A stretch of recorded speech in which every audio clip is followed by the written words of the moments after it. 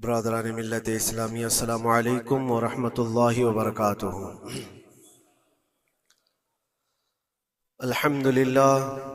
अल्हम्दुलिल्लाहिल हन्नानिल mannan अल्लज़ी खलक़ल इंसान व अल्लमहुल बयान वस्सलातु वस्सलामु अला रसूलिही सय्यिदिल इंसी वल जान व अला आलिही व अस्हाबिही ज़विल खैरि वल इहसान अम्मा बअद फ़अऊज़ु बिल्लाहि मिनश शैतानिर रजीम बिस्मिल्लाहिर्रहमानिर्रहीम वजाहिदू फिल्लाहि हक़्क़ जिहादिही हुवा इज्तबाकुम वमा जअल अलैकुम फिद्दीनि मिन हरज इला आखिरि हादिहिल आया। सदक़ल्लाहु मौलाना अज़ीम। बारगाह रिसालत मुआब सल्लल्लाहु अलैहि वसल्लम में दुरूद पाक का हदिया पेश करें।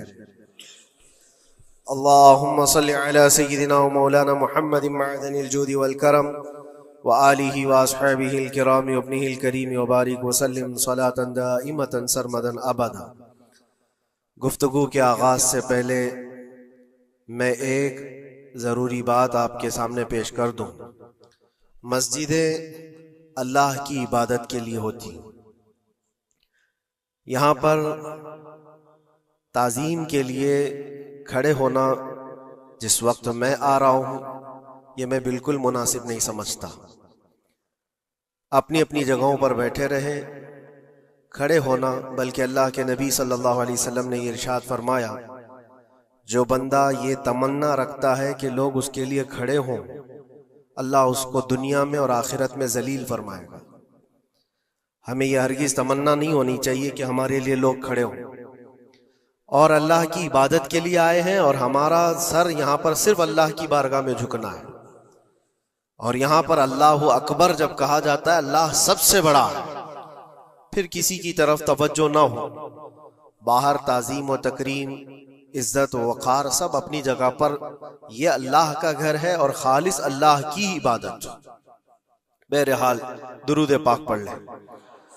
अल्लाहुम्मा सल्लि अला सय्यिदिना मुहम्मदिन मअदनिल जूदि वल करम व आलिहि व अस्हाबिहिल किराम व इब्निहिल करीम व बारिक व सल्लिम सलातन दाइमतन सरमदन अबदा।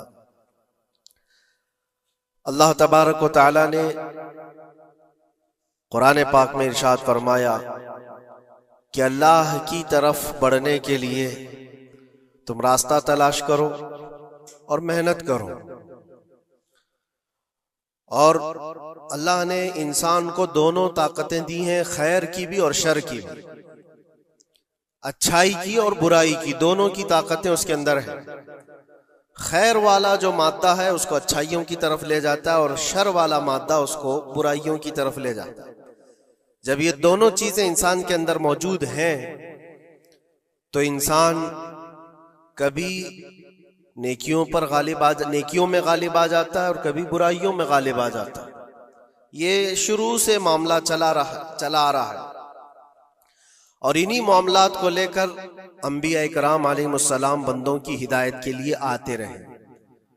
अल्लाह तबारक व तआला ने बंदों को यूं ही नहीं छोड़ दिया, बल्कि अपने पैगंबरों को भेजा और खैर और शर के दरमियान तमीज सिखाने के लिए अंबिया आते थे, यही बताने के लिए कि तुम जिस रास्ते पर चल रहे हो, अगर ये गलत है तो गलत और सही है तो सही। और आखिरी नबी हमारे आका मोहम्मद सल्लल्लाहु तआला अलैहि वसल्लम के बाद फिर ये काम उम्मत के उलमा औलिया अंजाम देते रहे। आज जो जरूरी बात मैं अर्ज करना चाहता हूं वो ये है कि इस्लाम का जो निजाम है खैर को फैलाने के लिए है और शर को दबाने के लिए। इस्लाम पूरी ताकत इस पर लगाता है कि खैर का नश्र हो, उसकी तबलीग हो और बुराइयों से लोग बचें। और आपको पता है अल्लाह ताला ने हमारा लक़ब कुरान में क्या बयान फरमाया, कुंतुम खैरा उम्मतिन, तुम खैर उम्मत हो, यानी बेहतरीन उम्मत हो।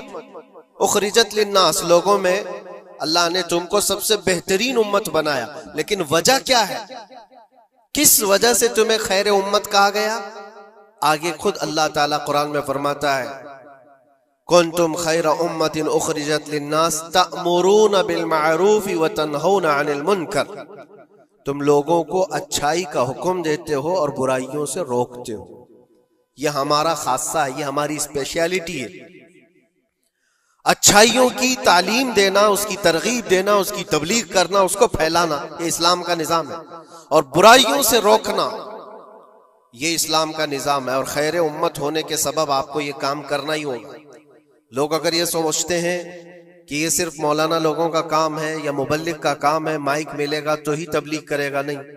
हर मुसलमान की जिम्मेदारी है कि वो खैर को अपनी ताकत के मुताबिक लोगों में फैलाए, और बुराई देखे तो उसको रोके। और बुराई देख करके खामोश रहने वाले का वही अंजाम है जो बुराई करने वाले का अंजाम है। एक हदीस में मिलता है, जिब्राइल अलैहिस्सलाम एक बस्ती पर अजाब नाजिल कर चुके थे अल्लाह के हुक्म से। वो बस्ती गुनहगार थी बहुत, लेकिन उसमें एक नेक बंदा था, बहुत परहेजगार था, कभी गुनाह नहीं किया था उसने। उन्होंने अल्लाह की बारगाह में पूछा जिब्राइल ने कि मौला, इस बस्ती में एक नेक बंदा भी है, इसका क्या किया जाए? अल्लाह तबारक व तआला का हुक्म जलाल था कि उसको भी उसी में तबाह कर दो, अजाब में उसको भी गिरफ्तार कर दो। अजाब उस पर भी आया। जिब्राइल अलैहिस्सलाम काफी दिनों के बाद फिर रब ताला की बारगाह में पूछते हैं कि उसका क्या कसूर था? वो तो तेरा इबादत गुजार बंदा था, नेकोकार था, गुनहगारों पर अजाब आया, लेकिन इस पर क्यों आया? अल्लाह ने फरमाया वो नेक तो था, लेकिन उसकी आंखों के सामने बुराइयां होती तो इसको कुछ फर्क नहीं पड़ता था, ये देखता और खामोश रह जाता था। तो गुनाह करने वालों का और बुराइयों का अड्डा सजाने वालों का जो अंजाम है, वो देखकर खामोश रजामंदी रखने वालों का भी वही अंजाम होगा। इसलिए उम्मत की जिम्मेदारी है ये कि आप अपने इर्द गिर्द अगर बुराइयां देखें और गलत बात देखें तो उसको रोकें। और रोकने की आपके पास जैसी ताकत हो, जुबान से रोक सकते हैं, जुबान से, हाथ से रोक सकते हैं, हाथ से।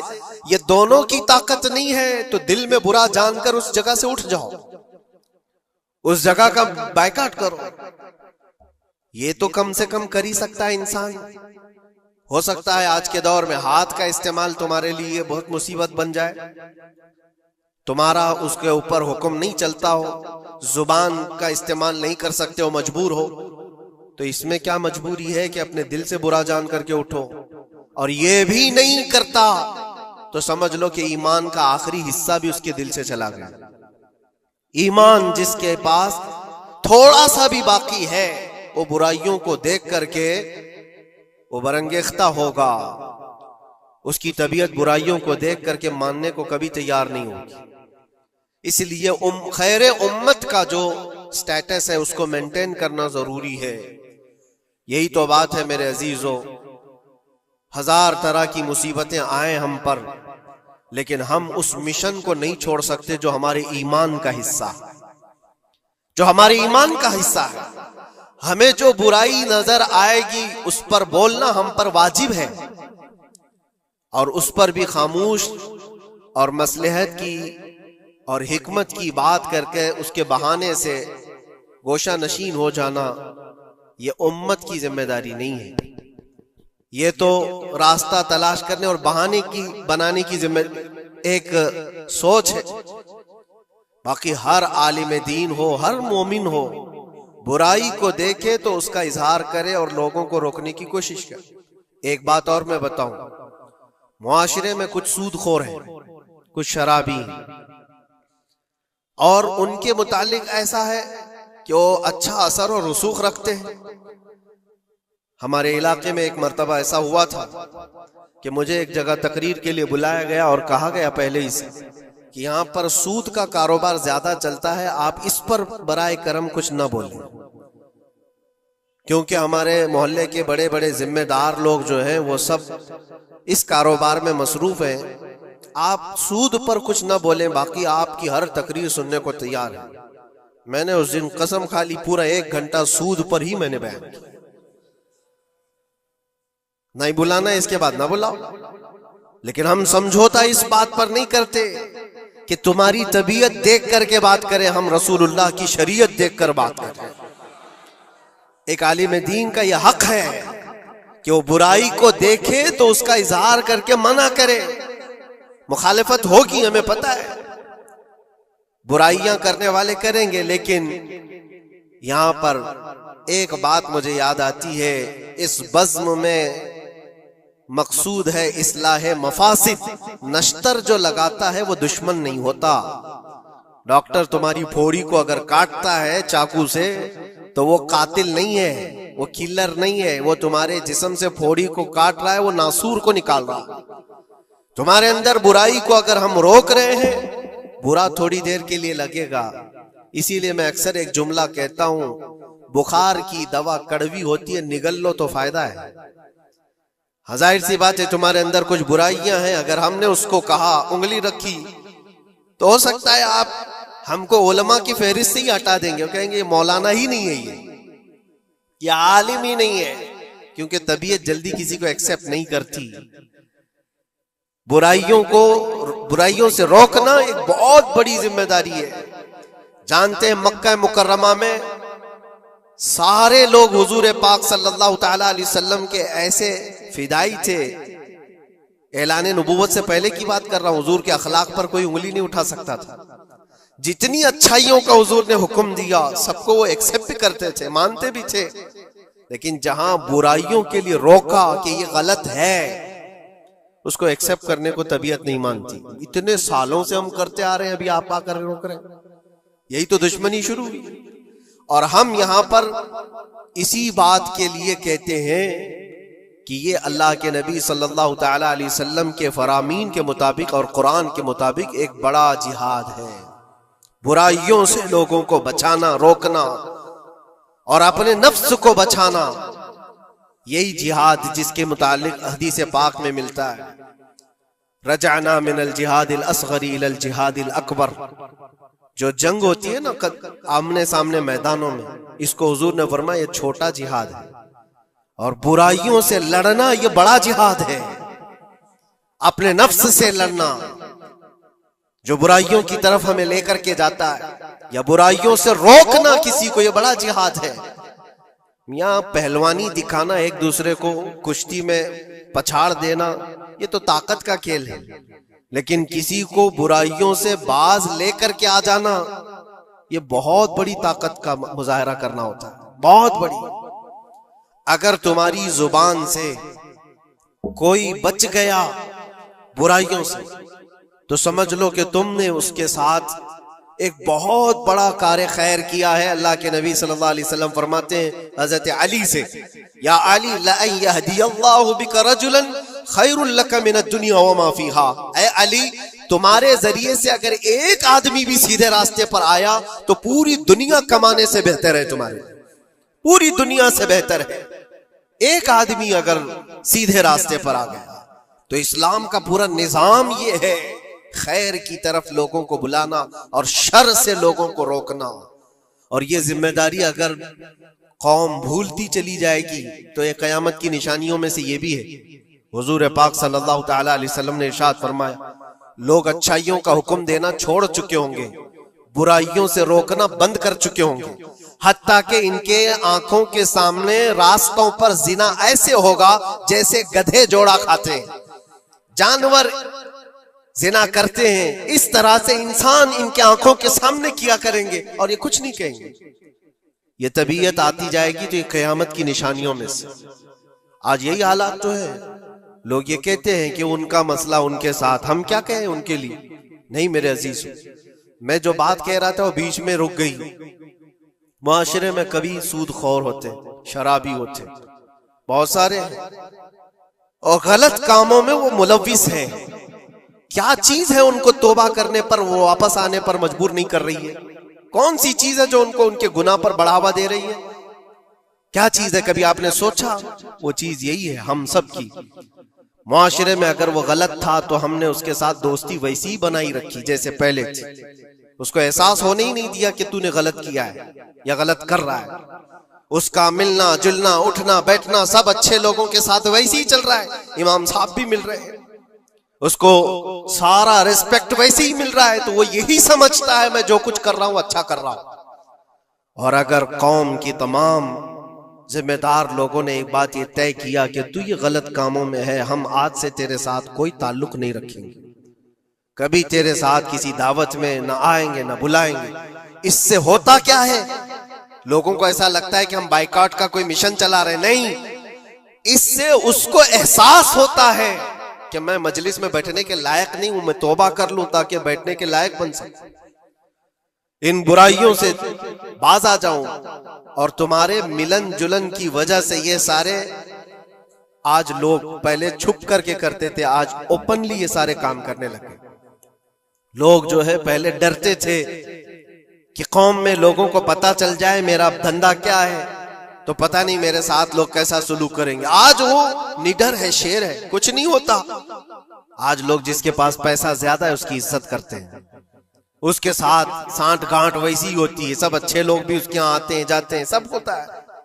अजीजा ने गिरामी वकार, बुराइयों से रोकने का निजाम जो हमारा खत्म होता जा रहा है, ये कयामत की बड़ी निशानियों में से। आज आपकी और हमारी जिम्मेदारी इतनी तो है कि उन महफिलों से अपने आप को दूर कर लो जहां ये सारे काम हो रहे हैं। गलत जो भी है उसको तुम्हारा दिमाग खुद ही पहचानता है गलत क्या है। अल्लाह ताला ने इतनी हिदायत हर बंदे को अता की, हर बंदे को। अल्लाह ने कुरान में फरमाया, अलम नजअल लहू ऐनैन व लिसानन व शफतैन व हदैनाहुन नजदैन, हमने दो चीजें ऐसी नहीं दी हैं तुम्हें जो खैर और शर को पहचानती हैं। हर इंसान, आपको किसी ने बताया नहीं कि आग गर्म होती है, बचपन से बताया नहीं जाता है। इंसान अपनी खुद तजुर्बात से या देख देख करके समझता है, वो आग में हाथ डालता नहीं है। क्या उसकी कोई ट्रेनिंग दी गई है बचपन से कि आग में हाथ डालना नहीं चाहिए?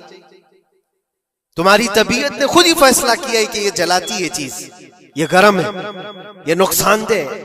तो ये हिदायत अल्लाह ने हर बंदे को अता की है। क्या आपने अपने बच्चों को या आपको किसी ने बचपन से सिखाया है कि जो गंदगी है, जो गलाजत है, पखाना हो, गोबर हो, ये नहीं खाया जाता? ये चीजें सिखाई नहीं जाती। इंसान की तबीयत में है कि उसको एक्सेप्ट नहीं करती तबीयत, दिमाग खुद ही कहता है ये गंदी है, ये बुरी है।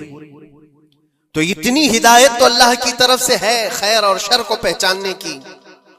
और कुछ ऐसी बारीकियां हैं जिसको उलमा बयान करते हैं, ये बुरा है और ये अच्छा है। अजीजा ने गिरामी वकार, आज उम्मत की ये बहुत बड़ी जिम्मेदारी है जिसको फरामोश किया जा रहा है। इस जिम्मेदारी को ऐसा नहीं है कि सिर्फ उलमा निभाएंगे, अवामुन नास को भी इस जिम्मेदारी पर आना चाहिए। आवाज हर बुराई के खिलाफ उठाओ, और यहां तक कि इस पर अगर तुम्हारी मौत भी आती है तो वो शहादत की मौत है, वो शहादत की मौत है। बुराइयों से रोकते हुए अगर कोई कत्ल हो गया या अगर कोई दुनिया से इंतकाल कर गया तो उसकी मौत को शहादत की मौत करार दिया गया है। यहां तक कि एक हदीस में यह भी मिलता है कि कोई बंदा हुजूर पाक सल्लल्लाहु तआला अलैहि वसल्लम के बताए हुए तालीमात को लोगों तक पहुंचाने का सफर कर रहा था, लोगों को अच्छाइयों का हुक्म देने का सफर कर रहा था, बुराइयों से रोकने का सफर कर रहा था। इस दौरान उसका इंतकाल हो गया तो हुजूर फरमाते हैं उसका दर्जा नबियों और शहीदों के बीच में होगा कयामत के दिन। उसको दरमियानी हिस्से में रखा जाएगा नबियों और शहीदों के बीच में, क्योंकि एक बहुत बड़ी जिम्मेदारी उठाकर चल रहा है, बहुत बड़ी जिम्मेदारी। अब ये जरूरी नहीं आज मुझे ये माइक मिला या कोई बहुत बड़ा प्लेटफॉर्म मिला जो मुझे लोग सुन रहे हैं, हमारी जिम्मेदारी बड़ी है। आपको आपके घर के बच्चे सुन रहे हैं, आप किसी जगह पर मैनेजर हैं तो आपके मातहत रहने वाले जो काम करने वाले हैं वो आपको सुन रहे हैं। कुल्लुकुम मसऊलुन अन रिअयतिही, ये हदीस पाक में है। तुम में से हर कोई जिम्मेदार है अपने मातहत रहने वालों का, तो उनको रोकना तुम्हारी जिम्मेदारी है। अगर पूरी दुनिया को नहीं रोक सकते, पूरे मोहल्ले को नहीं रोक सकते, अपने मातहत रहने वालों को तो रोक सकते हो। अपनी औलाद को, अपने आसपास वालों को जो तुम्हारी बात एक्सेप्ट कर सकते हैं उनको तो रोको, उनको बुराइयों से रोकना ही तुम्हारी जिम्मेदारी है। मुआशरे का निजाम जो आज डिसबैलेंस है उसकी एक बड़ी वजह यह है कि हमने इस जिम्मेदारी को छोड़ दिया है। होता क्या है मैं आपको बताऊं, कुछ घरों से हमें ये शिकायत मिली, बच्चे ऐसे हो गए वैसे हो गए, माँ को उल्टा कह रहे हैं, बाप को गालियां दे रहे हैं, आज ये अपनी मर्जी की चला रहे हैं, फला है वो है। कब तुम्हें ये होश आ रहा है? जब वो 20-25 साल के हो गए। 20-25 साल से तुम सिर्फ और सिर्फ उनको वॉच करते रहे, देखते रहे, और जब बिगाड़ आ गई तब आपको ख्याल आया कि ये बिगड़े हुए हैं। ऐसा है मेरे अजीजों, आपने अपनी जिम्मेदारी का एहसास करना है उस वक्त से जब बच्चा होश के आंख खोल रहा है, और हर जमाने में उसके साथ आप अच्छाई का हुक्म देना और बुराई से रोकना, ये इंतजाम करते रहो। ये मत सोचो मेरा बच्चा बहुत अच्छा है, कभी आंख उठा करके नहीं देखता किसी, तो अच्छा है, लेकिन उसको अच्छे को भी नसीहत की जरूरत है। इंसान की तबीयत है। मैं आपको बताऊं, इस कायनात में सबसे अच्छे लोग कौन थे? सबसे अच्छे वो रसूलुल्लाह के सहाबा। उनसे अच्छे कोई है? और ये मिलता है, बुजुर्गों ने फरमाया क़यामत तक जो सबसे अच्छे पैदा होने वाले थे, अल्लाह ने उनको चुन करके रसूलुल्लाह का सहाबी बनाया। सबसे अच्छे लोग थे वो, सबसे अच्छे। लेकिन उन सबसे अच्छे लोगों को भी रसूल पाक सल्लल्लाहु अलैहि वसल्लम 8 दिन से ज्यादा गैप नहीं देते थे, उनको नसीहत करते रहते। जो दुनिया के सबसे अच्छे लोग हैं उनको नसीहत की जरूरत है, तो इस बिगड़े हुए दौर में हम सबको कितनी जरूरत है। वो सिर्फ आपको नहीं, मुझे भी जरूरत है। हम भी ढूंढने के लिए निकलते हैं किसी मशाइख के पास, बैठे वहां पर उनकी नसीहतें हमारे दिल पर असर करें। अज़ीज़ान गिराम वक़ार, इस जिम्मेदारी से आप कभी अपने आप को सुबुकदोश मत करना। 8 दिन के लिए भी नहीं, अपने मातहत जो है कोई ना कोई चीजें उनको अच्छाइयों का हुक्म देते रहे। इसका असर यह होगा कि अल्लाह की बारगाह में कल आपकी पकड़ नहीं होगी, आपने अपनी जिम्मेदारी पूरी की। वरना क़यामत के दिन ये तुम्हारे नीचे रहने वाले खुद तुम्हारे खिलाफ मुकदमा करेंगे। यहाँ तक कि एक रिवायत में ये भी मिलता है कि एक बंदा अल्लाह की बारगाह में ये मुकदमा कर दिया था कि मेरा पड़ोसी जो आज जन्नत जा रहा है, ऐ अल्लाह उसको तू जन्नत भेज रहा है, मेरे पड़ोस में रहता था, उसकी नमाजें पूरी हैं। फरिश्तों के जरिए से कहा जाता है हाँ उसकी नमाजें पूरी हैं, हिसाब में मुकम्मल है। तो ये मुकदमा इस बात पर करता है कि अल्लाह उसको रोक दे, इतनी दिन वो नमाज पढ़ता था, एक दिन मुझे बुलाता नहीं था, खुद अपनी नमाजें तो पूरी कर लिया लेकिन मुझे एक दिन नहीं बुलाया, मैं आज जहन्नम में जा रहा हूं। तो उसे रोक करके पूछा जाएगा क्या तेरी ये जिम्मेदारी नहीं थी कि तेरा पड़ोसी था, तेरी इज्जत करता था, तेरे मातहत था, तो एक दिन भी तूने खैर की तरफ उसको नहीं बुलाया? ये जिम्मेदारी आप सोचो, हम सब की ये जिम्मेदारी है अपने मातहत रहने वालों के लिए। अल्लाह तबारक व तआला हमारे इस निजाम को जो सहाबा इकराम रिदवानुल्लाह तआला अलैहिम अजमईन ने कायम फरमाया था, हुजूर पाक की तालीमात से वापस फिर से वो जिंदा हो जाए। अजीज़ान